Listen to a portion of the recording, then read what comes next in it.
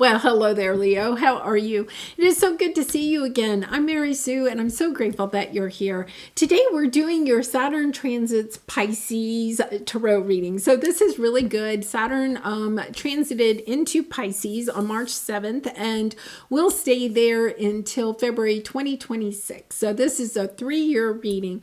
And over the last 3 years, Saturn has been in your 7th house of committed relationships. So you may have learned during that time how much courage it takes to love with an open heart. Okay, you may have had a lot of obstacles or conflicting situations in your committed relationships. And now for the next 3 years, Saturn will be in your 8th house of shared resources, sex, and death. So this will be testing structures and collaborations around shared resources and assets, and helping you to set boundaries and structure around how you spend your time and energy with others, and whether that is in committed relationships or it is even just like in your work sector. So you will be setting some healthy boundaries about time, energy, and money. Okay, so let's go ahead and get into it. We're going to first take a look at the last 3 years really quick, just to see what's the big lesson that you learned the last 3 years that will help you with this 3-year transit. And then we're going to take a look at what structures, organization, and responsibilities Saturn is going to ask you to put into place in your 8th house over the next 3 years. How karma is going to come into play in that, and then where you will be in 3 years. So let's take a look. We're going to first start with your overall energy. We have Wombat Spirit, be at home, interesting, and unknown territory. You're exactly where you need to be. Okay, so Leo, I think one of the things is that, this a lot of times, the 8th house has to do with kind of our family or romantic relationships, right? Because it's in your shared resources, death, which can include like inheritances and that type of thing. And also in your intimate relationships with sex. So it is an energy of being at home with understanding that you may not know exactly where you are at this time, right? You could feel a very topsy-turvy in your 8th house energies at this time, but this is Spirit just coming in and saying, hey, it's okay. Be at home with yourself. Just listen to your heart. Listen to your own intuition as you are navigating some of these energies. Because, Saturn, having Saturn in your 8th house is a difficult energy. You could be, kind of like pondering, your own mortality, it wouldn't, a lot of times people sometimes have a midlife crisis, kind of like when Saturn is in their 8th house, because it helps you to open up to the idea that, okay, I'm not here forever. Whatever it is that I want to get done, I have to start working on it, right? And then with shared resources, it's sometimes understanding that we either overgive or perhaps over control our shared resources, understanding how to build healthy boundaries with the money, the resources, the time that we share with others. You have, look at this, understanding that you have more possibilities out there, adjacent possibilities that will bring you the happiness that you seek. The 10 of Cups is that energy of happy family, happy home, of understanding that, okay, I not only do I want to have happiness and have the things that I desire, I also want my family to have that. Really beautiful energy here. Okay, so we're going to take a look at each of these. And Leo, I do personal readings, so if you're interested, the link is in the description box below. I'd really be honored to do a reading for you. Okay, this is beautiful. Okay, I feel like you have creative endeavor. On the bottom, a creative endeavor is kind of tapping back into your inner child. It is that energy of what is something that you would like to create that would bring you this happiness. And it could have something to do with especially your shared resources, feeling like if you're in a committed relationship that you may not have the resources that you would like in order to do something new, a creative project, right? That you may have to keep your current job and won't have the resources to start a new business or start a side hustle, or there's just this energy of understanding, oh, there's something else that I want to do, but feeling held back, perhaps because of shared resources or the lack of time because you have to give time and energy to your family or something like that. So let's take a look here because, we have courage. Here's your energy, and seeing clearly how you have the courage to analyze the situation. Really interesting about to find the happiness at the end of the rainbow that you are looking for. I feel like this is something that has been kind of playing on your mind for some time. It's not like a new energy. I feel like it's something that has been kind of like playing on your mind for a time, and it's something that you really want to try to perhaps put more time and energy and money into in the next 3 years. So let's take a look at the last 3 years. Now, this was in your 7th house of committed relationships. So the lesson that you have learned is that, you may have had to change your mind, change your mindset, or actually move in a new direction in order to bring in a loving, abundant relationship. Okay. So there's something here about wanting here at the end of this 3-year transit of wanting either something new, understanding, okay, I went through all of these obstacles with my committed relationship, and now I want to go in a new direction, or getting inspired to reignite a committed relationship that you've had. There's a sense of new freshness coming into this. And I think that's really interesting because you could have found yourself just recently entering a committed relationship or reigniting a committed relationship. So now your resources, okay, could be tied with somebody else. It's understanding, okay, I can't just, go out on my own. Okay, if your resources are tied to somebody else. For some of you, you could have left a committed relationship in order to go in search of a new relationship. And you may be working on that at this time, But once again, that means that if you get into a new committed relationship, that your resources are also going to come into play in the next 3 years.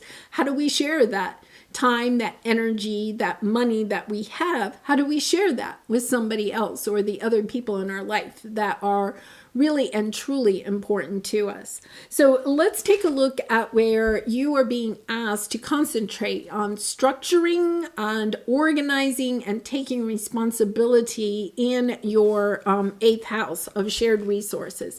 Okay, there is the sense of having to drop a burden. Okay.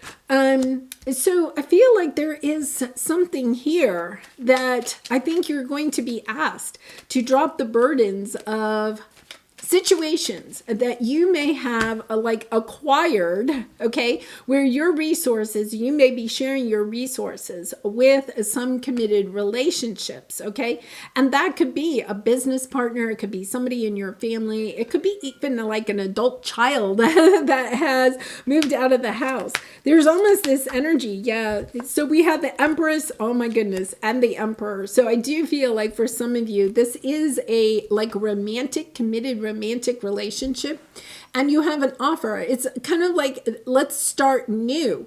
But in order to start new, you have to first drop, okay, some kind of, sense of obligation from the past.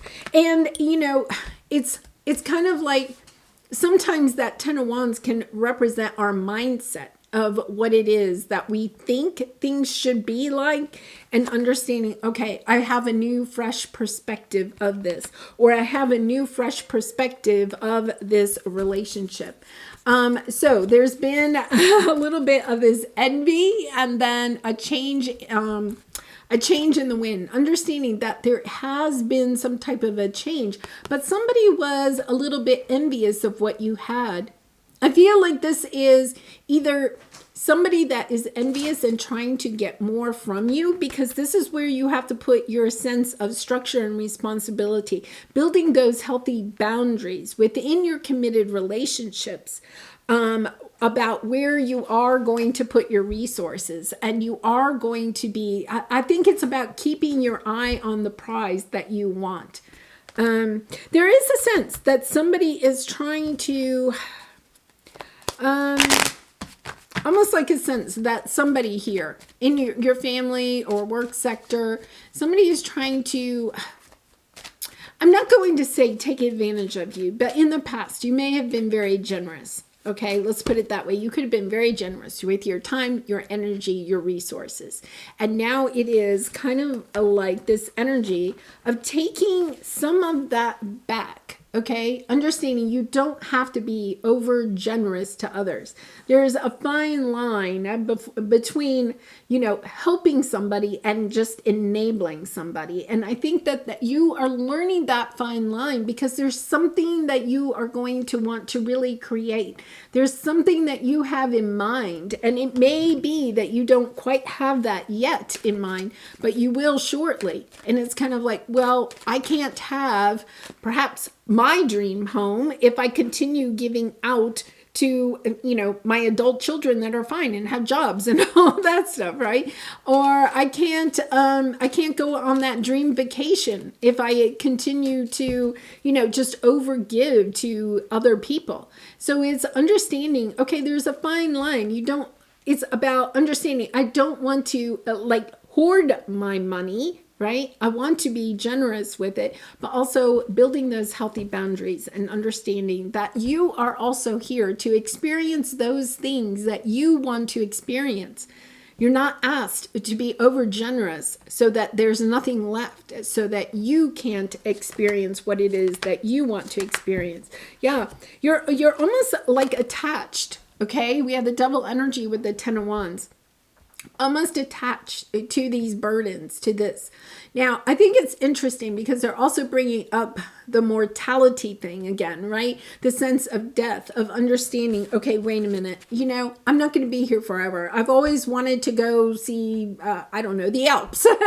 I've always wanted to go to Australia, whatever it is, right? There's something that maybe either you have wanted to create, to build, maybe you have wanted to travel around the world and paint different sceneries, different mountains, whatever, right?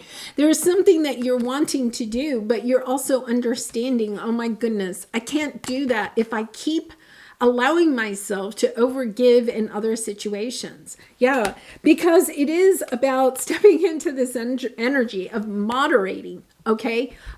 Being more moderate in what you give so that you still have enough for yourself. Understanding I have to step into this energy of loving myself so I can experience what it is that I truly want. Yeah, look at this, You have the World card, the 6 of Cups, perhaps even something that you have wanted to do since childhood. And maybe, maybe you're even reaching that age where your children are leaving the nest, right? And you're stepping into this energy of, oh my goodness, I have always wanted to, and then fill in the blank, right? And then it's kind of like, okay, how am I going to create that, right? And understanding, maybe you're cutting back a little bit on birthday presents or, holiday gifts or something like that. Or you're asking your children, maybe you always go on a family vacation, you've always paid for it. And you're like, you know what? Everybody can chip in a little bit, right? It's a little bit like, okay, because there's something bigger and grand that you are dreaming of that you would like to go and do. Okay, so we're to take accountability. Okay, this is where karma comes into play. Karma is really all about being accountable for your own actions. Yeah, you are stuck, and it's kind of like you are being asked to be accountable for your own sticky situation. Okay, so once again, wherever those burdens are, it's kind of understanding, okay, you have allowed yourself to be put into this position. You always have a choice. Sometimes we think we don't have a choice, but whether you realize it or not, you do have a choice. You are allowing yourself, look at this, both of them, okay? Never ending story and round. You are allowing yourself to stay stuck instead of going after what it is that you want. And when you realize that, right, it's about, okay, now I am taking accountability. If my dreams aren't coming true, the only reason my dreams aren't coming true is because I'm not allowing them to come true. I'm not stepping into that energy of pulling back my time and energy from people that are very happy to get it, right? And putting it back onto me because, this is caring connections, but why are they important? And what do I have to, it's a balancing act. That's exactly what it is. It's a balancing act for you. How much are you willing to give to those caring connections? And how much are you wanting to keep for yourself? And I feel like for some of you, this is really kind of coming into play where, you could even be feeling like you're selfish. Oh, if I pull back on that, then I'm selfish. Or you could feel, I'm just not enough. If I can't give what these people are used to having or wanting, right? Then I'm not enough. It's understanding, no, that the wheel turns in my favor when I also am accountable for my own actions, accountable for my own, way I spend money. You could have been overspending in some areas and then realize, oh my goodness, like if I pulled that back, like maybe you enjoy eating out a lot, right? But understanding that's a lot of money that I'm spending eating out. If I cut that in half, I could put that money, right, into saving for what it is that I want. Is being accountable, holding yourself accountable for where your resources are going and understanding, wait a minute, I have more control in this situation than I am kind of admitting at this time. Really beautiful energy. Okay, so where will you be in 3 years? Yeah, you're dropping this.